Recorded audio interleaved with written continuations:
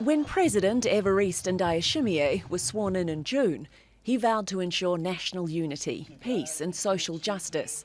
But UN investigators say that's not happening, dashing hopes of change under a new government. What is really striking is that he has appointed to high positions in his cabinet 3 people who are under sanction from the EU and/or the US for their alleged participation in human rights violations since 2015. It's a strange act for someone who's keen on reconciliation. The opposition says Ndayishimiye's election victory in May was rigged. The ruling party candidate had the backing of his predecessor and longtime friend Pierre Nkurunziza.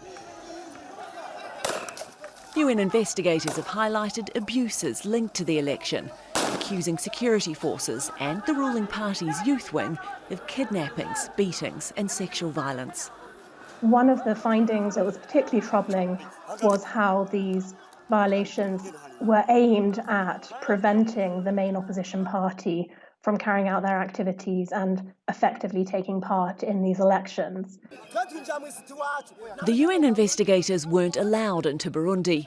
Ndayishimiye inherited a country isolated under international sanctions and cut off from foreign donors.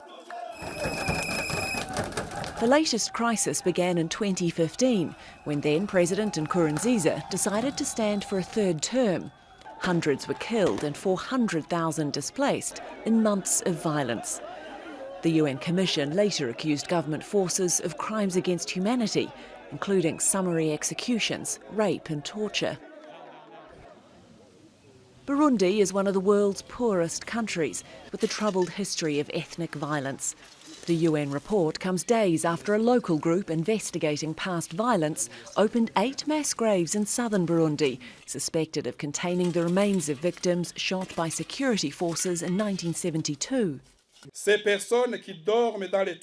These people who rest in the mass graves of gov't were murdered out of the contempt and irresponsibility of a political power which deliberately chose not to protect its citizens. The local investigators want to interview regional leaders about the suspicious deaths. The UN suggests victims from more recently also deserve a similar chance for justice. Alexi, Al Jazeera.